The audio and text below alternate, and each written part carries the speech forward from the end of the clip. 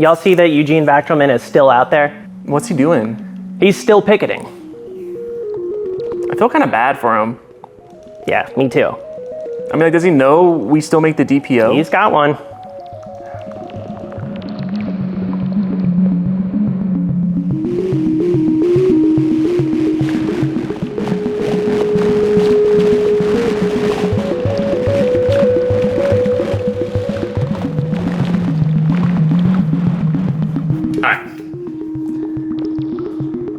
Okay, so let's see what kind of sequence we can pull out using a press point and a single finger. The key to this is probably going to be nuance. It'd be tempting to just take one or two outputs from the press point and mold it to like 50 places to make, I don't know, laser beam sounds or something. We're not going to do that. We want a little expressivity. So here's what I'm thinking.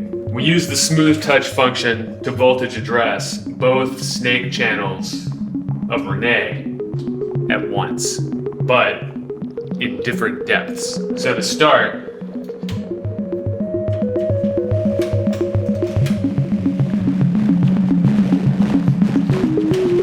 we patch it to the X CV input with X's CV output, sequencing the STO. We run the STO's variable output through the XPan to mix, then onto the QPOS.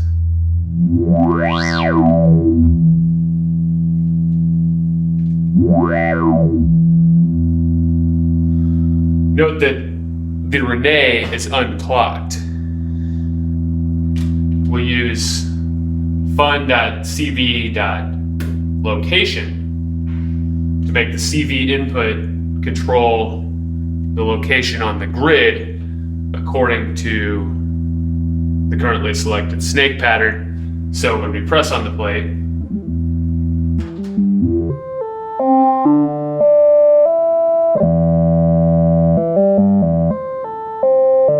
we zoom quickly through the locations.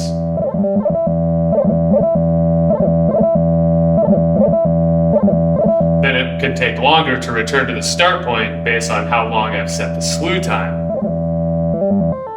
for the smooth touch function.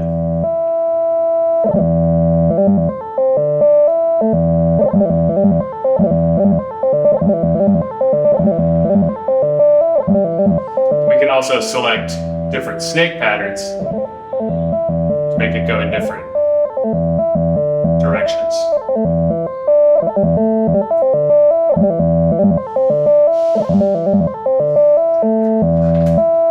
Let's mold that to the YCV as well.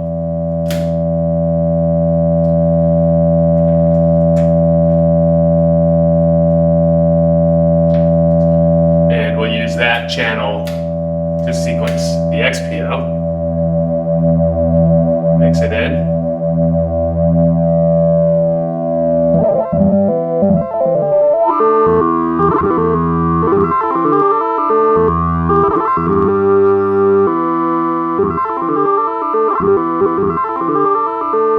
And we can use these two input attenuators to determine the relative weight of the smooth touch function to the voltage addressing on each channel.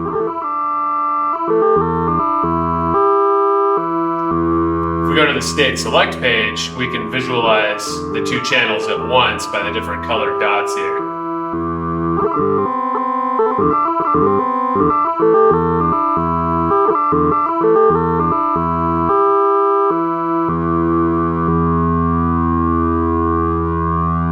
Let's set these to a more simple and exactly the same quantize.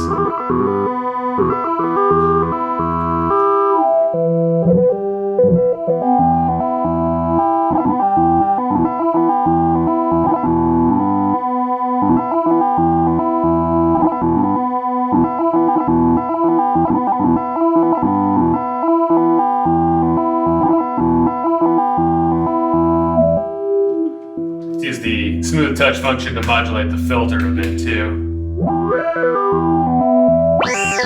Another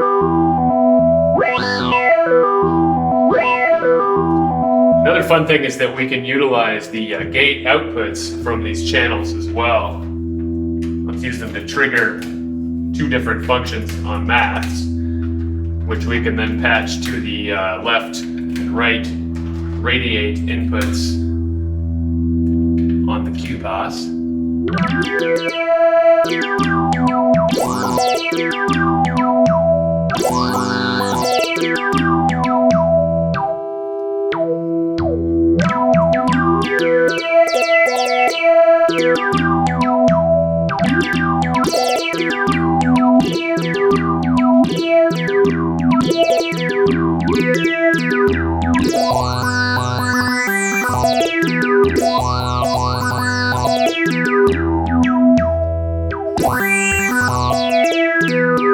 Hear the differing and juxtaposed gate streams here as sort of press-initiated phase music. Let's bring reverb into the mix. We'll take the QPOS outs into a channel of DXG. Bring the reverb outs into the aux input.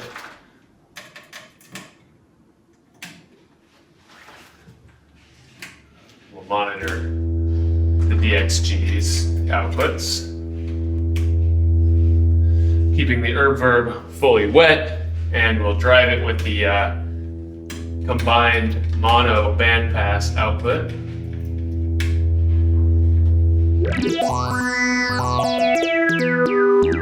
We can use the input level to determine how much sound is used to drive reverb.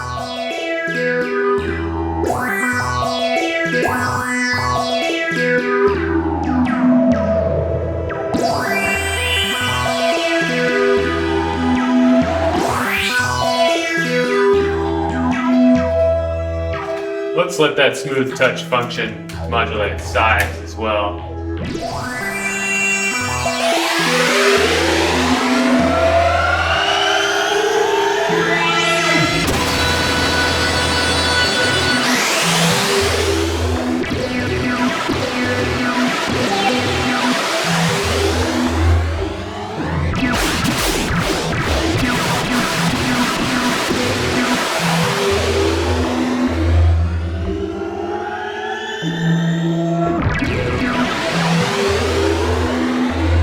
May as well also use the PrssPnt's gate outputs. Let's take the momentary gate output to a wildcard input on QPOS.